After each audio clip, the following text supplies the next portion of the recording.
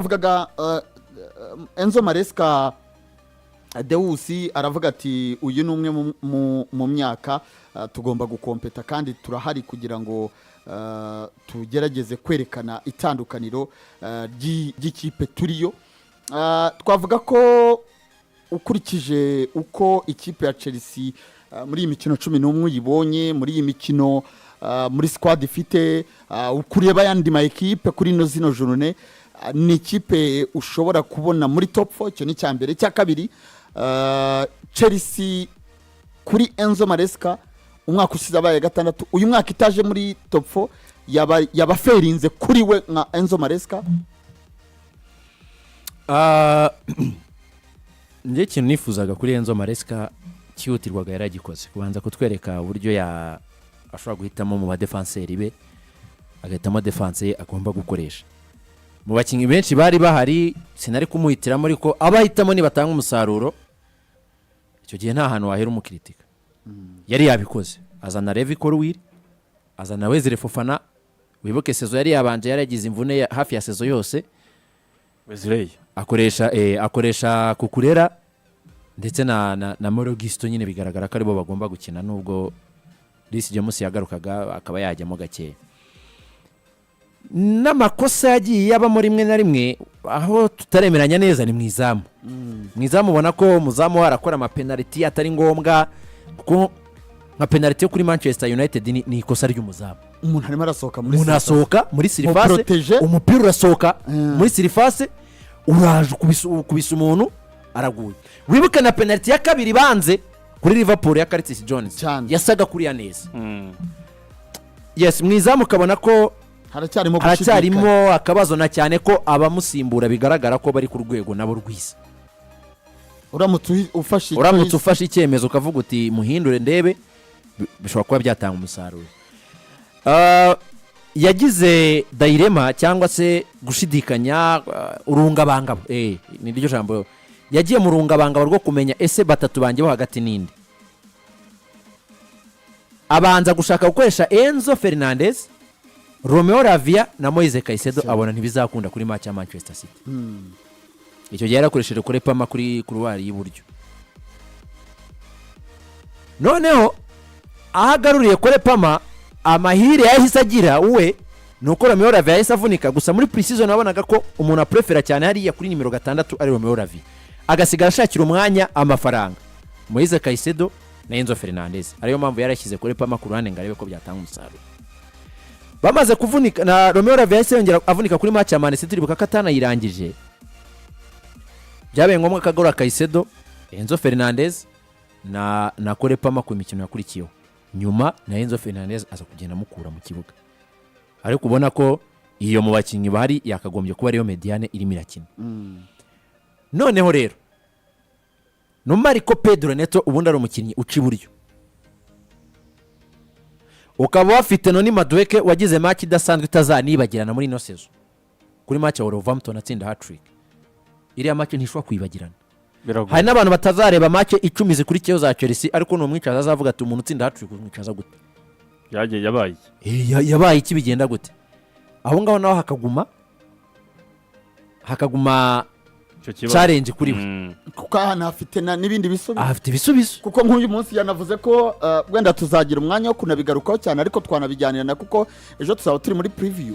Yanavuze ko afite ikibazo cy'umuntu witwa Joao Felix mu myitozo, umwereka ko ari umukinnyi uri play witeguye gukina, ariko abona ko nta hano yamushyira gukuramo, akatekereza gukuramo ko Palma biraguye, ntibishoboka.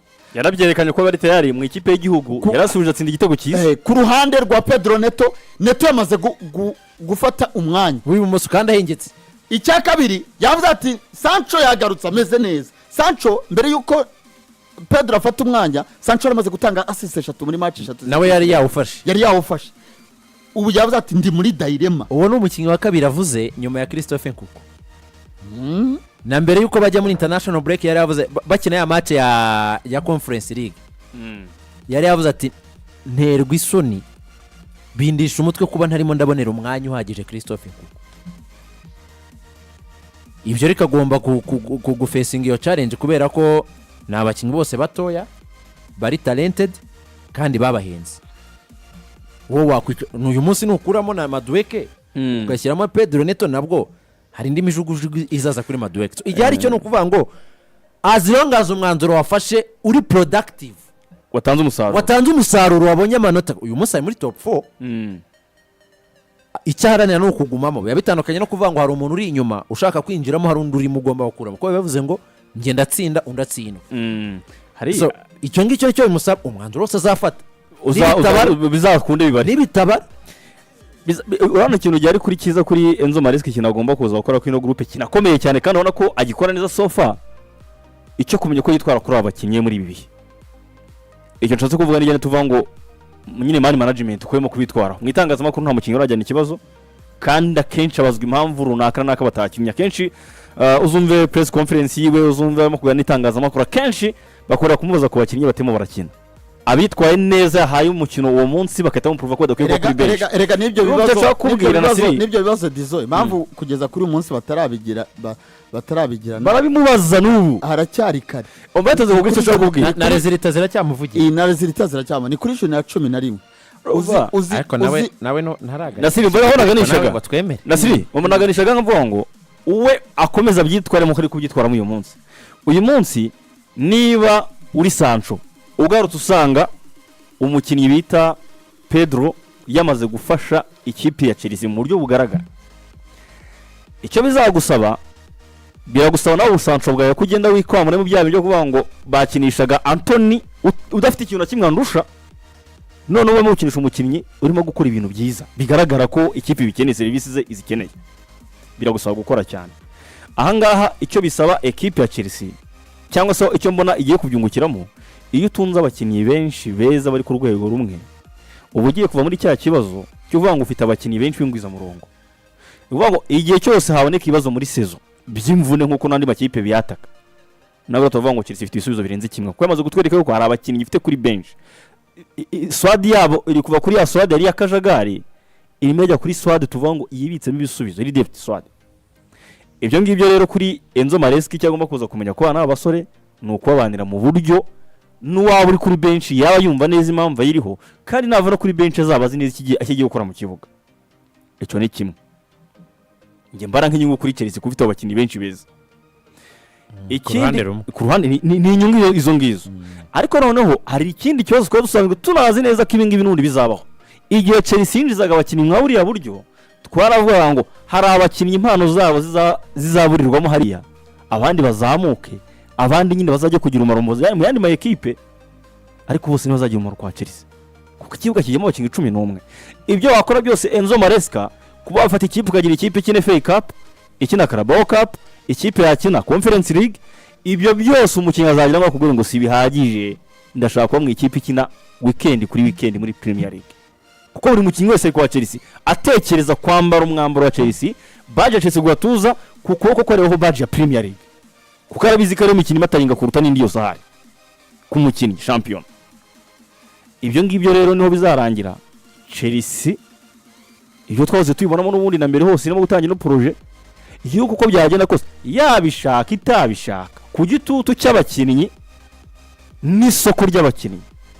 Chelsea igize imana none abakinnyi bakomeza kugenda buri wese akora match de reference umwaka w'imikino nurangira.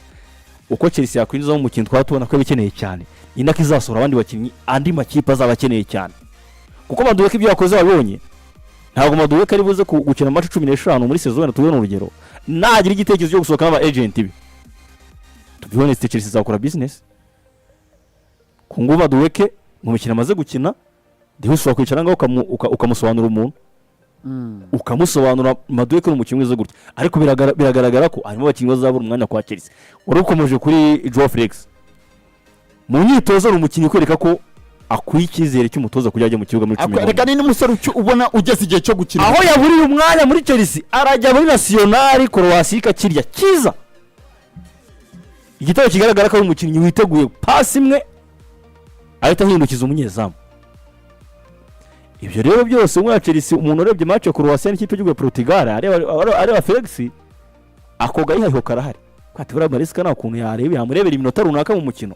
Ibyo bintu byose niba byituze ko mu ikipe iri gufite abakinnyi benshi batoya kandi bose berekana ko biteguye gutanga umusaruro mu gihe cyose mu kibuga, ntuzabatunga ibyo banzu byibagirwa, ahubwo uyu mugabo nayikoreshe neza abona umusaruro mwiza, umwaka utaha bagomba kugabanya, ni benshi kandi ni batoya, abakwemera kuguma kuri benshi nabo si benshi. Ibyo ngibyo ntekereza ko twabitekerezaga mu gihe tuzabona ko Chelsea itangiye gutanga umusaruro, hari agomba kuzabererekera abandi. Nagira Imana ibanze bifate wenda abone wonze kibuje we avuga ati abanga Joao Felix yego wagira ibyo mfasha ko haracyari kare, ariko wenda ibingibi wabimfasha nabifashwe wenda na Madueke. Avuga ati Sancho amfasha ibingibi ariko wenda Pedro yamfasha ibyisumbuyeho. Noneho natwe tureba Chelsea umunsi ku munsi dutangiye tumenya ngo Pedro yafasha ibyinshi cyane kuruta Sancho kuri iki kigero. Bigenda n'imikino azagenda bahiriza ko n'uri zasobanuka mu mikino, tuzagera mu mikino kunyena n'ibyamaze gusobanuka. Babandi rero bazasigara bigaragara yuko batari buze kwemera kuba abakinnyi babazwa ku ntego gusimbura abandi bagenzi babo, abo ngabo bazasubira ku isoko. Harimo babatije nka Sancho n'intizanyo, nekeza ko yambe ushobora gutuma abura n'umwanya kuko barakoresha umukinnyi w'intizanyo kuruta uwo waguze, ugomba kuza gutanga igisobanuro cy'amafaranga muguze, cyane ko naje ku ngoma ye. Sancho nganye mu itembe fata kari mu mazi abira azaba umukinnyi usimbura Pedro, mu gihe Pedro akomeza gukina muri ubu buryo. Ariko hariya kuri ba Madueke na bano basore uyu munya Ukraine Mikhailo bizabarwaza umutwe. Ku mutoza Sami ugishaka ejo hazakina runaka, ejo hahindutse uyu, ejo hahindutse uyu, resulta nazo niko zimeze dese nkuko ibyemezo bya Enzo Maresca bimeze, kuko ntabwo ari resulta ziri lan ngo uvuge ngo amaze match 6 atatsinda cyangwa 7 yabikoze sezo gitangira. Bizamufasha, biramusaba iki? Biramusaba ibihe bitambo kugira ngo Chelsea tuyibone mu makipe ane ya mbere igaruke muri Champions League ku mugabane burayi uyu mwaka. Harimo avantage na desavantage. Avantage ya mbere nuko afite competition interne muri equipe. Buriya iyo mukinnyi mbere na mbere y'ibindi byose bafite motivation yo guharanira umwanya, byungukira equipe kuko hari ibyo utabwiriza umukinnyi niba bizi neza gakeneye umwanya ubanza mu kibuga arabikorera. Muri uko kubikorera ubyungukiramo nk'umutoza kuko iyo agiye mu kibuga akoresha imbaraga zose kugira ngo akore match ya nyayo, yitware neza ku rwego rw'umukinnyi wifuza kubanzamo mu ikipe ikomeye nka Chelsea. Ibindi birimo nka desavantage nuko muri aba bakinnyi ba Chelsea ntabwo ari benshi basize abandi, kuko n'ubundi nubwo ari beza ni beza bakiri bato, kuko ubwiza bwabo nitujya no kureba umukinnyi wabo mwiza nka Cole Palmer ni umukinnyi washatse umwanya wo kubanzamo muri Man City, baramubwira ati nta mwanya ufite, wakakwiriye kubusohoka, ahubwo niba ubona hano utakwemera iminota mike tuzajya tuguha wagenda. Bivuze ngo umukinnyi mwiza wa Chelsea ntafite umwanya muri Man City. Kuba noneho abo bakinnyi bitwa ko ari beza bari guhangana muri urwo rwego rwabo, ntabwo Chelsea irakura ku rwego twavuga ngo noneho ubu ngubu iramutse ibize muri Big 4 ngo wabura ibyo yisobanuraho byatumye itajya muri Big 4, kubera ko ifitemo abakinnyi benshi bahuriye muri equipe, abenshi bahuriye ku cyita rusange cyitwa imvune, kuko n'aba bose ubona bateza ibibazo ngo runaka ngo ntiyakinnye n'iki. Iyo Jadon Sancho akomereza kuri ritime yari ariho, mikino 4 yari afite assist 3, iyo akomeza agakina akaba agize 8 n'ibitego nka 2 na assist 4, byakwiriye kuba noneho na Pedro Neto yiyakira akamenya ko ari umuntu uzayukina na za Panathinaikos muri na za Noah muri Conference League, agahita byakira gutyo. Ariko abakinnyi ba Enzo Maresca bahuriye ku kintu cyo kuba ups and downs. Abakinnyi batavunika kwa Chelsea ni bake, ni mbarwa. Abakinnyi benshi ba Chelsea bahuriye ku kintu cyitwa kuvunika bitari by'igihe kirekire, ariko sa abakinnyi benshi ba Chelsea yakubita amezi 3 akurikiranye atagize akabazo niyo kaba kanoke ngabe abari mu kibuga igihe cyose bamukeneye.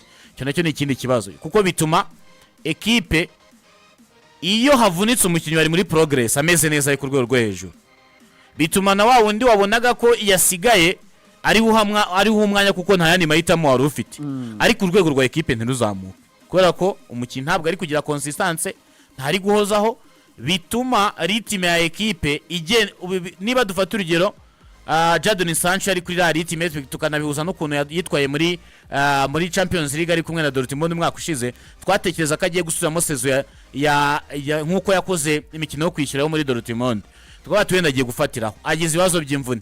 Pedro Neto wari wabonye ko atari ku rwego rumwe na Sancho wari watangiye kwicaza, ugahita uvuga tukwe amabura akindi reka mfate option ya kabiri. Option ya kabiri yitwa Pedro Neto, nayo turayizi ko ari ku kagozi kuko si umuntu ufite rekoro nziza ku mvune. Nawe anytime ushaka kujya kubona ukabona agize za mvune cyangwa se niba anafatiyeho ntabwo aragendera kuri ritime Jadon Sancho yaragezeho. Gusa kuri Chelsea ikintu kimwe cyonyine itazabura ni abakinnyi. Ifite abakinnyi benshi kandi beza. Igihari ikintu kibura ko akuntu ari bagenda babisikana, umwe uyu munsi yakinye undi ntiyakinye, hari ritime runaka badatanga, hari ritime runaka batagira. Ari nayo mpamvu ubona sometimes bibanagora kuri izi match nini hahandi uvuga ati none reka turebe niba Chelsea wakuze. Ni ese Chelsea wakuze ku rwego watsinda Newcastle match ebyiri ukayihanagura ukayitsinda match ya championa ukajya iwayo ikagutsinda. Ese wakuze ku buryo nubwo Arsenal iri mu bihe bibi wayitsinda ugatsinda ikipe Arsenal nubwo wayakiriye ugatsinda imwe mu ekipe agize top 6 ugasanga still nukunganya, ikajya kwa Liverpool nibyo ikaba yabona icyo gitego ikanagira niyo possession ariko still bikarangira itsinzwe, ikajya kwa Manchester United itari mu bihe byiza still nawo ntitsindireyo, ukavuga ati hari akantu kagatushe kakibura kashingiye kuki abakinnyi bari ku rwego rumwe ariko ntabwo ari ku rwego rwo hejuru nk'uko andi makipe afitemo abakinnyi b'ibinyuranye. Kuko hari ukuntu ufata wenda dufatira urugero nka Noni Madueke zisa muri forme zose afite umujyanye kwa Arsenal simanya ko kuri wing yakina, byasaba gutegereza kwa Bukayo kwa Bukayo byasaba gutegereza. Nicyo kintu yatera agateba kiga nicyo kintu ndi kubereka. Chelsea ifite abakinnyi beza ariko bo ku rwego rukeneye rugifite retushe nyinshi, bakeneye kuba retushe cyane kuko kandi ikintu kizaba retusha ni ikibuga, guhora mu kibuga bagakina za challenge nini none ikintu kinabyica bavuyemo muri EFL Cup, ubundi bagakwiriye kuguma muri no mikino ku buryo bahora bahanganye kuko EFL Cup kwa ko muri FA ni ukaso yabakuye oya EFL ntabwo iraza ni EFL Cup ino League Cup kuko Carabao yo ikinwa n'amakipe buri Carabao itandukanye na FA ni igikombe cy'ishyamwe ry'umupira w'amaguru mu Bwongereza, rero ngo n'amasantrale n'amakipe yabatari inyota na ekipe zose ziriyandikisha, hari igihe yandikisha nk'amakipe nka 950 bagatangira bakina n'amakipe menshi kugeza n'aya makipe mu cyiciro cya mbere yinjiyemo. Ariko Carabao Cup yo ni ikipe ibarizwa muri Ligue kandi mu Bwongereza aba Ligue enye kuva mu cyiciro cya mbere kujya mu cyiciro cya kane, iyo nyuma yaho ntabwo babikiri professionnel. Ayo makipe rero abarizwa muri Ligue yose iyo bageze ahitwa kimwe cya kane kirangiza ibintu biba byatangiye gufata irangi, niho usanga mu match za Tottenham na Liverpool, Tottenham na Man United ibintu ngibyo gasanga zagiye zitomborana ya makipe akomeye. Ijyari Chelsea ikeneye gukomeza gukora cyane. Enzo Maresca nta gitutu kimuriho, mpamya ko gufata umutoza nka Enzo Maresca ukiri muto uje mu bakinnyi batoya nk'abariya biganjemo navuga abakinnyi bose bagifite byinshi byo gukora kuri kariyeri yabo kugira ngo bagire amateka runaka bandika, wenda ubari imbere muri no minsi Nicole Palmer bitewe nuko ni umwongereza, abongereza baba hyped ko wakongeraho no kuba ari byose, atera amakufra atera amapenalty, ibi mibare nayo ikazamuka cyane, byanasubira inyuma no muri story yiwe umuntu wa facinze Pep Guardiola akamubwira ati ntabwo nibona ngewe nicara ku ntebe y'abasimbura bakamurekura akagenda nahagiye agapuruva akaba umukinnyi mwiza muri shampiyona y'Ubwongereza. Ni cyiza kuri Enzo Maresca kuko afite abakinnyi bagifite ubwo bushake bwo gukora kuko baracyari batoya, ariko nanone consistency ndetse no guhozaho mu marushanwa akomeye bakagerageza kugera kure hashoboka nibyo bizatuma Chelsea ifata irangi ryo kuba ekipe yabikomeye. Naho ubu ngubu ni beza ku rwego rwa Chelsea ariko ku rwego rwa ndi makrebe bahanganye ntabwo Chelsea ari ifite abakinnyi beza. Noneho tuvuye aho ngaho Deus na Edison na Samir abo bahanganye noneho hari Man City, hari Liverpool,